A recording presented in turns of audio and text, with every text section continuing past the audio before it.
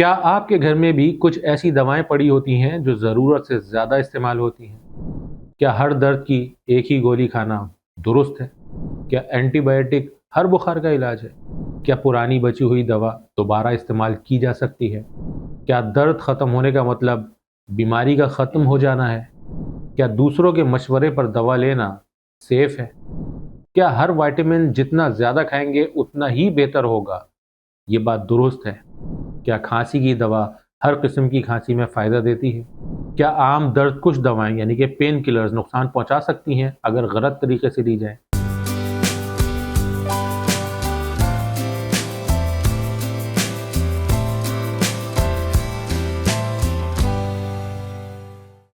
आज की वीडियो शायद आपके घर की मेडिसिन बॉक्स के बारे में आपकी सोच को बदल देगी। नादिर हेल्थ क्लिनिक में खुशामदीद। अगर आप चाहते हैं कि रोज़मर्रा सेहत से मुताल्लिक़ आसान, मुस्तनद और काबिल एतमाद मालूमात आप तक पहुँचती रहें, तो अभी चैनल सब्सक्राइब करें, वीडियो को लाइक करें और बेल आइकन ज़रूर दबा दें ताकि आने वाली हर वीडियो आप तक सबसे पहले पहुँचे। घर में दवाओं का होना अच्छी बात है, मगर सही इस्तेमाल उससे भी ज़्यादा ज़रूरी। हर घर में एक छोटा सा मेडिसिन बॉक्स ज़रूर होता है जिसमें सर के दर्द की दवा, बुखार की दवा, खांसी की दवा, मुख्तलिफ एंटीबायोटिक्स और तरह तरह के वाइटामिन्स रखे होते हैं। ये सब चीज़ें रखना अच्छी बात है क्योंकि बाज़ औक़ात फ़ौरी ज़रूरत भी पड़ जाती है। लेकिन मसला वहाँ शुरू होता है जब हम डॉक्टर के मशवरे के बगैर सिर्फ अंदाजे से या पुराने तजर्बे की बुनियाद पर दवाओं का इस्तेमाल शुरू कर देते हैं। आज की वीडियो में हम किसी दवा को बुरा नहीं कहेंगे, ना मैं कहता हूँ, क्योंकि हर दवा अपनी जगह फ़ायदेमंद है। हम सिर्फ ये जानेंगे कि किन दवाओं का गलत इस्तेमाल हमारे घरों में आम है और उनका इस्तेमाल करने का सही तरीक़ा क्या है या क्या होना चाहिए। Number 1, antibiotics. ये शायद पाकिस्तान में और दीगर ममालिक में सबसे ज़्यादा गलत इस्तेमाल होने वाली दवा है। बहुत से लोग समझते हैं कि बुखार है तो एंटीबायोटिक खा लो, गला ख़राब है एंटीबायोटिक खा लो। हालांकि हर बुखार बैक्टीरिया की वजह से नहीं होता। कई मरतबा वायरस की वजह से बुखार या ज़ुकाम होता है जिसमें एंटीबायोटिक फ़ायदा नहीं दे सकती। इसके अलावा बहुत से लोग 2-3 दिन बाद तबीयत बेहतर होते ही दवा को बंद कर देते हैं। ये भी दुरुस्त तरीका नहीं। एंटीबायोटिक हमेशा डॉक्टर की हिदायत के मुताबिक शुरू करें और डॉक्टर के कहने के मुताबिक ही बंद करें। नंबर 2, दर्द कुश दवाएं यानी कि पेन किलर्स। बहुत सारी पेन किलर्स हैं, मैं नाम नहीं ले रहा, आप लोग जानते हैं। उनमें इस्तेमाल की जाती हैं जैसे कि सर दर्द, जोड़ों का दर्द, कमर का दर्द, बुखार। फौरी पेन किलर्स कभी कभार लेना उमूमन मसला नहीं होता, लेकिन रोज़ाना या बार बार इस्तेमाल मुनासिब नहीं। ख़ास तौर पर अगर पहले से गुर्दों, मैदे या जिगर का मसला हो तो डॉक्टर से मशवरा किए बगैर पेन किलर बिल्कुल भी ना लें। पेन किलर सिर्फ दर्द कम करती है, ये दर्द की असल वजह को कभी ख़त्म नहीं करती, या यूं कहें कि उसके अंदर ये खासियत सिरे से मौजूद ही नहीं। नंबर 3, खांसी का शरबत यानी कि कफ सिरप। हर खांसी एक जैसी नहीं होती। कुछ खांसियां खुश्क होती हैं, कुछ में बलगम होता है, कुछ एलर्जी की वजह से होती हैं और बाज़ औक़ात खांसी सिर्फ गले की खराश की वजह से ही हो रही होती है। इसीलिए एक ही शरबत या एक ही कफ सिरप हर शख्स के लिए मुनासिब नहीं होता। अगर खांसी कई दिन तक रहे या बार बार आ रही हो या बार बार हो रही हो तो सिर्फ खांसी का शरबत बदलने के बजाय अपने डॉक्टर से मशवरा करें। नंबर 4, मैदे की तेज़ाबियत की दवाएं। कई लोग रोज़ाना ऐसी दवाएं इस्तेमाल करते हैं क्योंकि उन्हें सीने में जलन या तेज़ाबियत महसूस होती है। लेकिन अगर बार बार यही मसला हो तो सिर्फ दवा लेते रहना काफ़ी नहीं। ये जानना बहुत ज़रूरी है कि ये मसला हो क्यों रहा है। कभी खुराक, कभी वज़न, कभी देर से खाने को खाना और कभी कोई और वजह भी हो सकती है। नंबर 5, वाइटामिन्स और सप्लीमेंट्स। आजकल सोशल मीडिया पर हर दूसरे दिन कोई नई सप्लीमेंट मशहूर हो जाती है, जैसे कि vitamin D, vitamin C, calcium, zinc, multivitamin.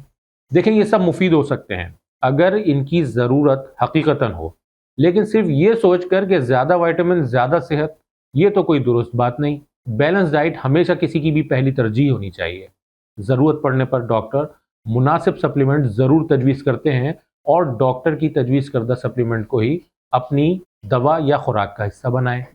Number 6, nasal spray यानी कि नाक में डालने वाले ड्रॉप्स या स्प्रे। बहुत से लोग नाक बंद होने पर स्प्रे इस्तेमाल करते हैं। फ़ायदा भी होता है, लेकिन कुछ मखसूस स्प्रे अगर मुसलसल कई दिन इस्तेमाल किए जाएं तो नाक दोबारा ज़्यादा बंद महसूस होने लगती है। इसी लिए हर स्प्रे को लंबे अरसे तक इस्तेमाल करना मुनासिब नहीं। अगर नाक की बंदिश बरकरार रहे तो किसी ENT स्पेशलिस्ट को ज़रूर दिखाएं। नंबर 7, पुरानी और बची हुई दवाएं।